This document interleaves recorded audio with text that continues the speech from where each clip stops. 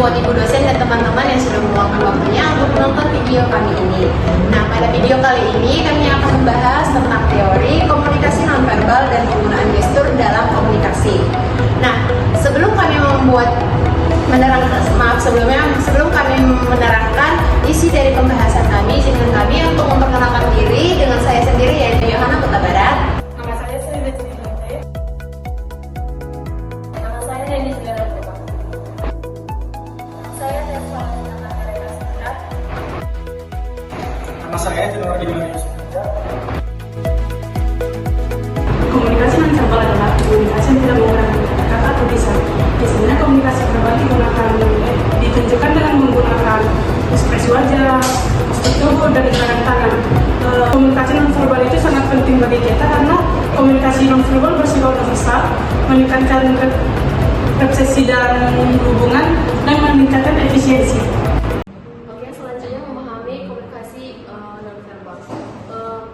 Seperti yang dikatakan tadi bahwa komunikasi nonverbal ini merupakan proses transmisi pesan tanpa menggunakan kata-kata. Nah, ini contoh bentuk-bentuk ini yaitu adanya ekspresi wajah, di mana ekspresi wajah ini ketika senyum itu menggambarkan kegembiraan, ketika ada kerutan di dahi itu menandakan kemarahan. Kemudian dari bahasa tubuh itu menggunakan gerakan tubuh seperti mengangguk yang artinya iya dan menggelengkan kepala yang artinya tidak. Kemudian bahasa tubuh yang menggunakan gerakan tubuh kontak mata. Tatapan mata dapat menunjukkan minat atau kurangnya minat dalam interaksi.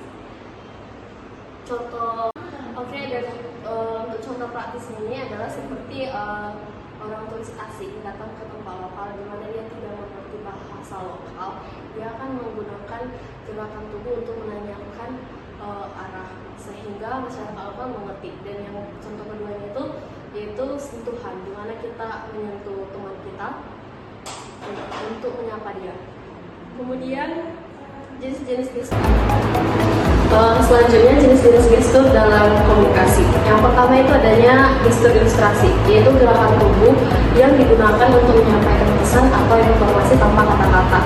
Ini ilustrasi yang umum itu seperti menunjuk atau menuju arah, kemudian melambaikan tangan kepada teman, mengangguk yang menyatakan iya, kemudian mengepalkan tangan yang mengartikan semangat atau bisa juga ketegangan, kemudian menggoyangkan tangan kepada teman untuk mengucapkan selamat tinggal. Yang kedua adanya gestur regulasi, di mana istilah yang digunakan untuk mengacu pada gerakan tubuh dan terkait dengan aturan dan norma. Ini konsep regulasi yang paling umumnya yaitu sama juga seperti yang pertama, yaitu anggukan kepala, di mana digunakan untuk menunjukkan setuju atau memahami. Yang kedua yaitu kontak mata, di mana kontak mata ini lebih stabil dan nyaman, dapat meningkatkan kerjasama dan kepercayaan. Kemudian yang terakhir yaitu gestur adaptif. Gestur adaptif ini gerakan tubuh yang digunakan untuk menyesuaikan diri, situasi, komunikasi, dan kebutuhan lawan bicara. Ini mencakup gerakan tangan, menggunakan tangan atau menempel untuk menjelaskan poin saat berbicara.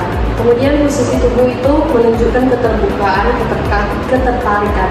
Dan yang ketiga itu kontak mata, mempertahankan kontak mata untuk menunjukkan perhatian dan keterlibatan dalam percakapan. Dan yang terakhir yaitu ekspresi wajah, menggunakan ekspresi wajah yang sesuai untuk mencerminkan emosi. Kami di sini mengangkat contoh saat di kampus. Materi apa ini berpengaruh mempermudah kita dalam presentasi. Ketika kita presentasi, kita menggunakan gestur tubuh, kita akan menarik perhatian dari audiens. Diskusi kelompok, gestur ternyata membantu kita untuk menunjukkan interaksi yang menjadi kearifan. Nah, dalam kelompok belajar juga gestur bermanfaat untuk membantukan ekspresi, konsep, dan bahkan berkolaborasi dengan teknik kelompok kita. Terus, apa sih manfaat dari gestur dalam komunikasi? Yang pertama, memperjelaskan pesan. Ketika kita memakai gestur, kita akan membantu kita mengomunikasikan dengan verbal, tambahan kejelasan makna seperti angka 2. Bisa saja suara kita tidak terdengar, tapi orang di luar sana bisa mengetahui bahwa angka 2 lah yang dimaksud. Nah, selanjutnya meningkatkan pemahaman. Pemahaman misalnya pola yang begitu besar atau meningkatkan keterlibatan gestur dengan dalam perhatian audiens. Ketika kita membuat gestur yang menarik, itu akan menambah daya fokus dari audiens. Terakhir, mendukung pembelajaran. Bisa saja dengan gestur orang lebih mudah memahami daripada dengan kata-kata. Nah, selanjutnya yaitu tantangan dalam penggunaan gestur yang efektif.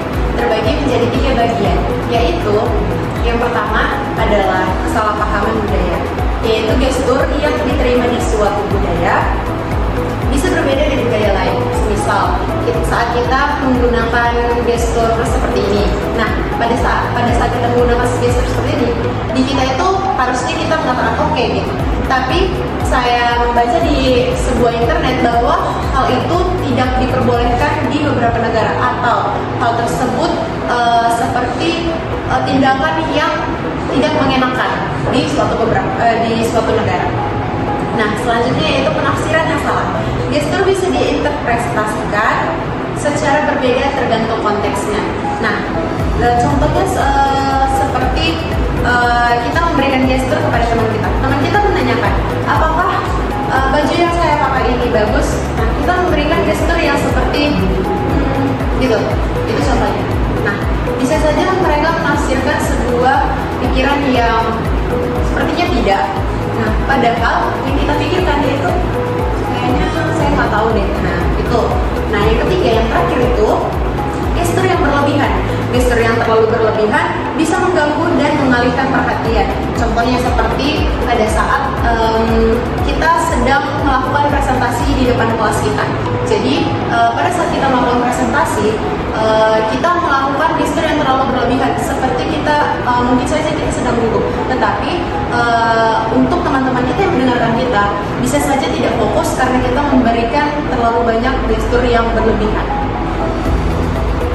Baik, kesimpulan yang kami dapat adalah kunci sukses komunikasi nonverbal di kampus yang memiliki peran utama, yaitu komunikasi nonverbal itu sangat berperan penting dalam interaksi sehari-hari, baik dalam akademik maupun dalam komunikasi terhadap teman-teman di kampus. Baik, kami ada 3 poin di sini, yaitu yang pertama sadari. Sadari adalah individu perlu menyadari gestur tubuh itu perlu untuk misalnya saya saat ini untuk menjelaskan sesuatu dengan gerak-gerik dari bola mata, dari gerak tangan, gerak tubuh, agar orang yang mendengarkan kita lebih mudah dan lebih gampang mengetahui apa yang kita jelaskan. Yang tujuannya untuk meningkatkan kesadaran diri agar komunikasi menjadi lebih efektif dan bermakna. Itu tadi yang saya bilang, agar orang yang mendengarkan kita, presentasi kita, agar lebih mudah mengetahui apa yang kita presentasikan. Baik, untuk yang kedua adalah berlatih.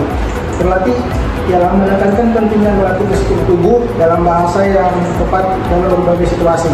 Misalnya, kita seperti saya juga yang sekarang ini kan termasuk sudah berlatih untuk memperbagus public speaking dan cara kita untuk berkomunikasi dengan orang yang lain. Dengan latihan seseorang dapat memperbaiki kebiasaan verbal yang kurang baik, yang misalnya seperti yang dulunya kaku-kakus, dan dengan berlatihnya seperti ini, seperti saya terbiasa presentasi, maka pribadi yang biasanya yang kurang baik akan menjadi lebih efektif dan lebih gampang dan lebih percaya diri kalau misalnya sudah berlatih, terus berlatih untuk public speakingnya, untuk presentasi untuk berikutnya begitu. Dan yang terakhir ialah bersabar. Pentingnya bersabar dalam komunikasi, terutama ketika menunggu respon dari audiens. Misalnya dengan saya presentasi seperti ini, pastinya kan ada interaksi antara saya dan orang yang mendengarkan saya. Komunikator juga harus memperhatikan konteks situasi dan respon audiens sebelum mengusahakan gestur. Yang artinya saya harus memperhatikan juga gestur yang mendengarkan saya, apakah dia nyaman atau tidak. Kalau tidak nyaman, maka seharusnya kita memperbaiki cara kita untuk presentasi atau komunikasi dengan orang yang mendengarkan kita. Contohnya saat interaksi dengan teman yang sedang merasa tertekan, ekspresi empati lebih cocok digunakan dibanding gestur tubuh yang terlalu energik. artinya adalah kita tidak terlalu bersemangat untuk komunikasi dengan teman kita yang sedang merasa tertekan, karena kalau dia sedang merasa tertekan, kita harus melakukan komunikasi dengan dia dengan lembut agar dia merasa nyaman dan dia terima dengan apa yang kita komunikasikan dengan dia. Baiklah, sekian dari